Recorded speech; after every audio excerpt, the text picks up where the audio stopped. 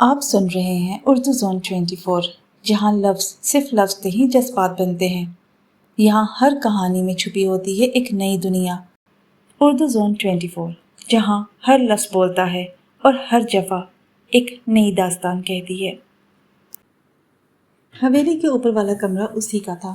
T shirt پہنے، کھڑکی کھولے، ہاتھ میں سگریٹ لیے باہر کا منظر دیکھ رہا تھا۔ چاند کی مدھم سی روشنی سے بہار نگر کے کچے کچے گھروں کے سینوں چھتیں ہی نظر آ رہی تھیں۔ ہائے بہار نگر، صدا تجھ پہ بہار رہے۔ اس نے ٹھنڈا سانس لیا اور بیڈ پر آ بیٹھا، سگریٹ کا بہ ٹکڑا ٹرے پر مسلا۔ وہ اب دراز کھول اپنے کاغذات تلاش کر رہا تھا۔ اس کی نظر ان کاغذات کے نیچے پڑی تصویر پر الجھی۔ وہ تصویر کناروں سے پھٹی ہوئی، ہلکا ہلکا رنگ اڑ چکا تھا، گویا کافی حد تک پرانی ہو چکی تھی۔ تصویریں اگر پرانی بھی ہو جائیں، مگر ان سے ملنے والا دکھ یا تکلیف کبھی پرانی نہیں ہوتی۔ بعض تصویروں میں ہمارا ماضی چھپا ہوتا ہے۔ ذوحان ولی کی بھی اس تصویر میں ماضی چھپا تھا۔ سب انجان تھے ماضی کے اس درد سے جس پر روز فاتحہ پڑھتا اس کا دل ایک بند کتاب کی طرح، اور آنکھیں عیاں تحریر تھیں۔ ذوحان ولی، جو تم نے دیکھا وہ سب جھوٹ تھا، ایسا کچھ نہیں تھا جو تم سوچ رہے ہو۔ پلیز ذوحان، میرا یقین کرو۔ وہ اسے یقین دلا رہی تھی۔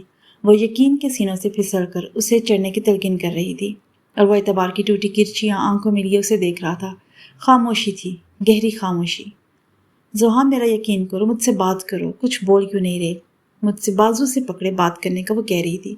ذوحان نے خشک ہوتے ہونٹوں پر زبان پھیری اور گہری نظر اس پر ڈالی۔ کیا کہوں، کیا بولوں؟ کچھ تو بولو، مجھ سے گلا کرو، شکوا کرو، مگر خاموش نہ رہو۔ وہ بولتی جا رہی تھی اور آنکھوں میں نمی واضح تھی۔ ایوش ملک، تم میری نظروں سے گر چکی ہو، میرا اعتبار توڑا ہے، اور کہہ رہی ہو میں گلا شکوا کروں؟ نہیں نہیں ایوش ملک، نہیں۔ وہ نفی میں سر ہلاتا پیچھے ہٹا۔ میں تمہیں اپنے دل سے آزادی کا پروانہ دیتا ہوں۔ جاؤ، آج ذوحان ولی نے تمہیں اپنی محبت کے حصار سے آزاد کیا۔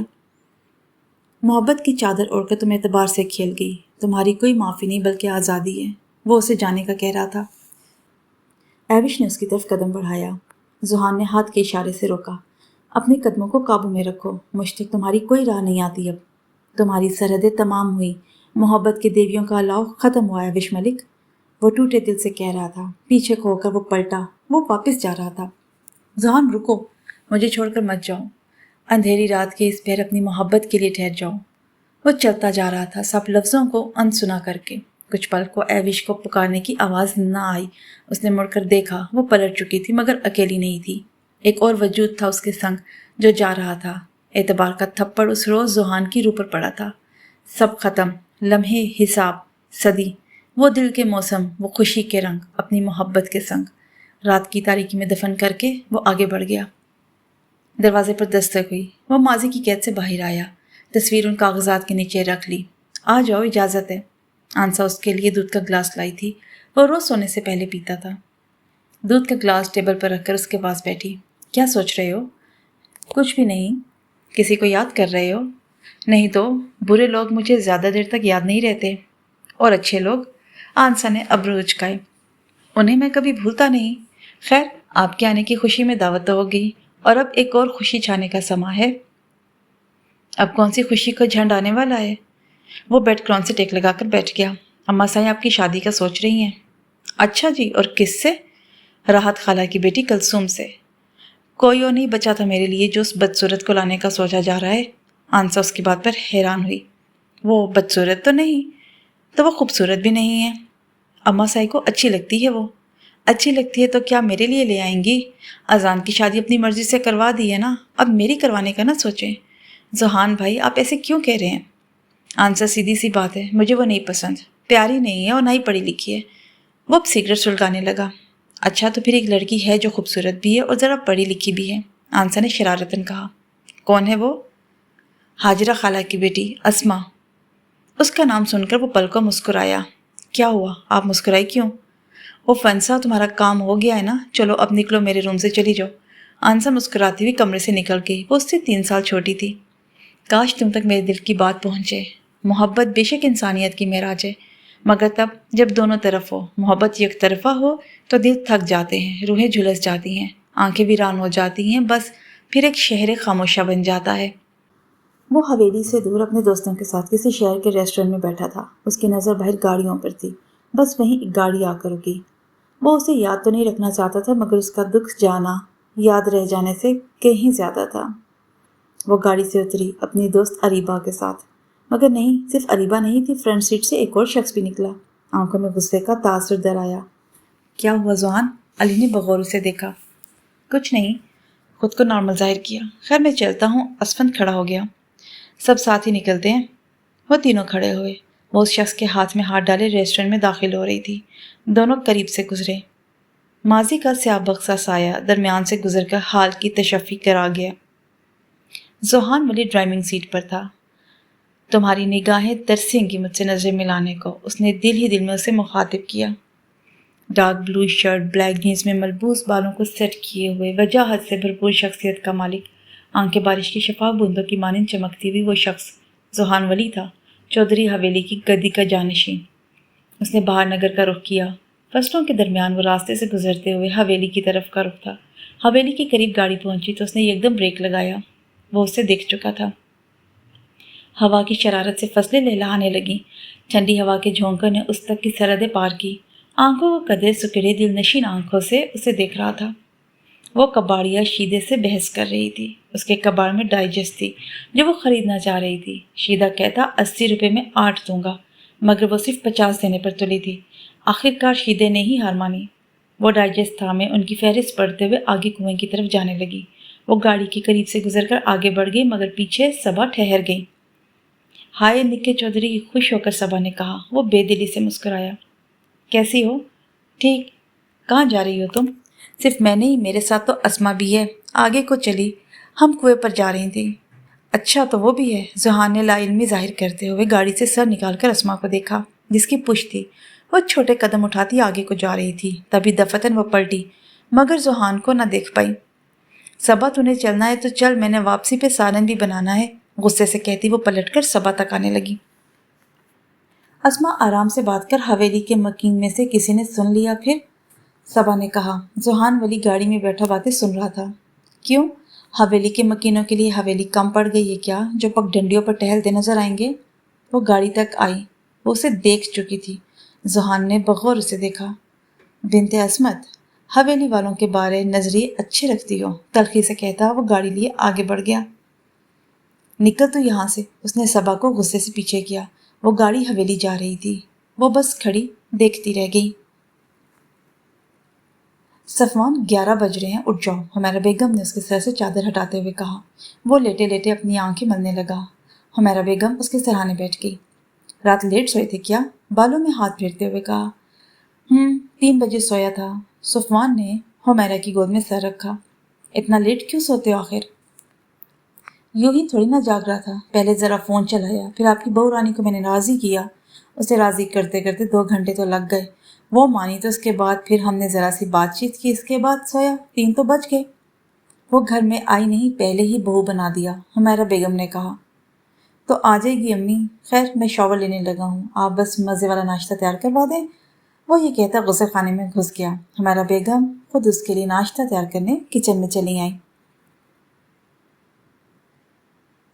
ایما، کبھی اپنے گھر والوں سے تو مجھے ملواؤ، کتنی دفعہ کہہ چکا ہوں، ہر بار ٹال جاتی ہو۔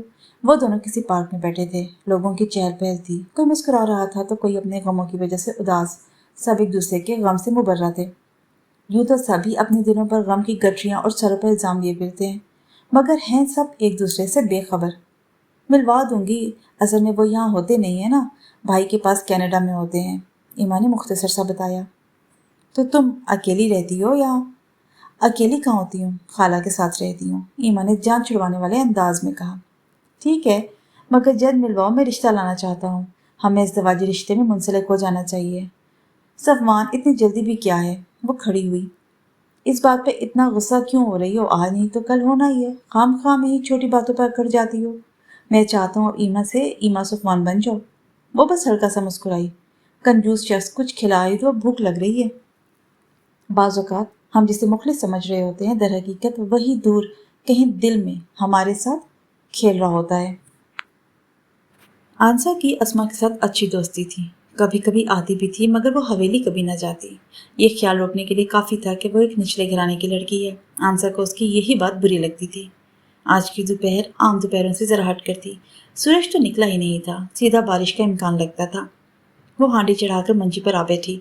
हाजरा माई बकरियों को चारा डाल रही थी, तभी आंसा उस लकड़ी के बोसीदा दरवाजे से अंदर आई। सलाम खाला, उसने हाथ के इशारे से सलाम किया। हाजरा माई ने जवाब दिया और फिर से अपना काम करने लगी। वो अस्मा के पास आ बैठी और अस्मा, शुमाइला भाभी कह रही हैं कि शाम को आकर मुझे मेहंदी लगा जाना। उसके भाई की शादी है, वो रात में निकल जाएगी अपने मैके। देख अस्मा, इसको बोल वो खुद यहाँ आए। मुझे पता है हमारा अगर तुम लोगों के लायक नहीं, मगर मैं हवेली नहीं आ सकती। अस्मा ने चिट्टा इनकार कर दिया। बस कर दे अस्मा, ज़्यादा नखरे ना किया कर, आंसा ने खफगी से कहा। आंसा, ऐसी बात नहीं है, बस मुझे अच्छा नहीं लगता वहाँ आना। अस्मा, मुझे नहीं पता, तो बस मेरे साथ चलेगी। आंसा खड़ी हो गई। अच्छा सुनो, मेरे साथ शाम तक चचा रियाज के टप्पे पे चलोगी? अस्मा भी खड़ी हुई। बुरा नहीं मनाना, मगर मैं खुद भी भाभी के साथ जा रही हूँ शादी पर। आंसा ने कहा। कोई बात नहीं, आओ चलें अब तुम्हारी भाभी को मेहंदी लगाने। वो खुद भी खड़ी हुई। माँ को बताने के बाद वो घर से निकल गई। रास्ते में दोनों ही खामोश चल रही थी। हवेली में आई आंसा ने उसे लॉन्च में बिठाया। मैं भाभी को बुलाती हूँ, वो शुमाइला को बताने किचन की तरफ चली आई। दिल पे वजह ही धड़क रहा था। वो कितनी ही देर बैठी रही, कलाई में पड़ा कड़ा घुमाती रही, कभी दुपट्टा ठीक से सर पर रखती। तभी वो राहदारी से अंदर आया। अस्मा की पुश्त थी उसकी जानिब। आंसा, तुझे चाय बनाने का बोला था, तू यहाँ बैठी है। उसने सर पर चपत लगाई। अस्मा घबरा कर पलटी। जोहान वली अपनी हरकत पर शर्म से पानी पानी हो गया और अपना सर झुका लिया।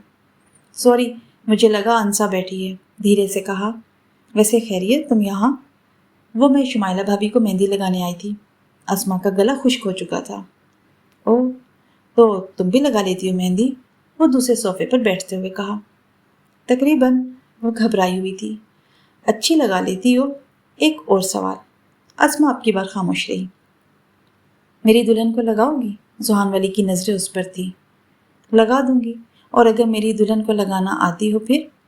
तो नहीं लगाऊंगी, अस्मा ने कहकर नज़रें झुका लीं। आंसा कहाँ रह गई, वो दिल ही दिल में कह रही थी। जोहान कदम बढ़ाए उस तक आया, नज़रें उसके चेहरे पर थी।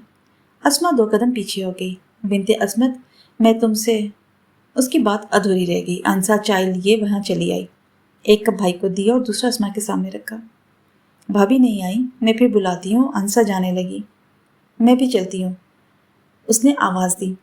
तुम रुको, मैं बस अभी आई। आंसा फिर से ऊपर चली गई। इतना घबराती क्यों हो मुझसे? मैं तुम्हें खा थोड़ी जाऊँगा। जोहान ने सरगोशी की। वो कहता सीढ़ियों की जानिब बढ़ गया। वो एक बार फिर पलटा। कुछ कहना चाहता था मगर कहा नहीं। जोहान वली की आंखों में तहरीर थी, मगर अस्मा न पढ़ सकी।